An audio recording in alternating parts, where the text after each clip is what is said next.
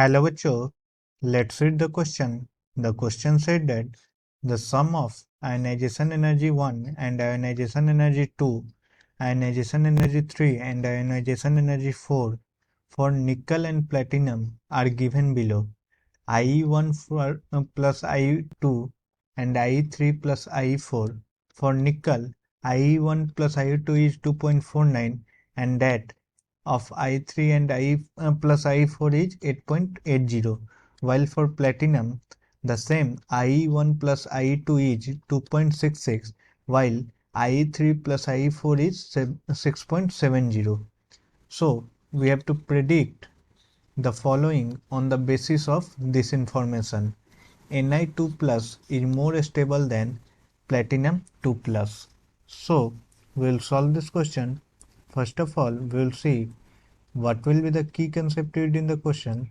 The key concept used in the question will be if I1 plus I2 value is smaller for M, एक metal है M, then M plus 2 will be more stable. अगर I1 और I2 का value का जो सम होगा वो जिस मेटल के लिए कम होगा वही मेटल ज़्यादा स्टेबल होगा.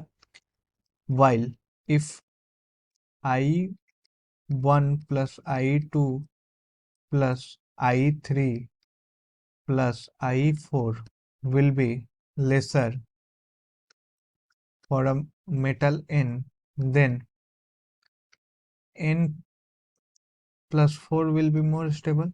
और जिस मेटल के लिए चारों आयनाइजेशन एनर्जी का वैल्यू सम करके कम होगा उसका +4 ऑक्सीडेशन स्टेट ज़्यादा स्टेबल होगा. तो हम देखेंगे I1 plus I2 value is lesser for nickel, therefore Ni2 plus is more stable than Pt2 plus.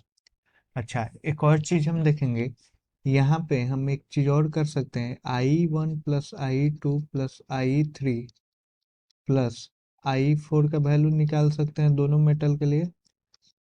That will be for nickel it will be adding 8.80 and 2.49, it will be 11.29, while for platinum 6.70 plus 2.66 it will be 9.36. अब हम देख सकते हैं ये जो value है चारों ionisation energy का सम ये प्लेटिनम के लिए कम है देन निकल. सो यहाँ से हम ये भी बोल सकते हैं कि platinum 4 plus is more stable then निकल 4 प्लस. सो यहाँ से लेके हमें बोला है कि ये बताना है कि निकल 2 plus is more stable then platinum 2 plus. तो ये हमारे पास आ रहा है क्योंकि I1 प्लस I2 वैल्यू ये लेसर है निकल के लिए. ये जो वैल्यू है I1 प्लस I2 वैल्यू ये निकल के लिए लेसर है देन प्लेटिनम से. सो निकल 2 plus is more stable than platinum 2 plus. So this will be the final answer. Hope you all understood it well. Best of luck.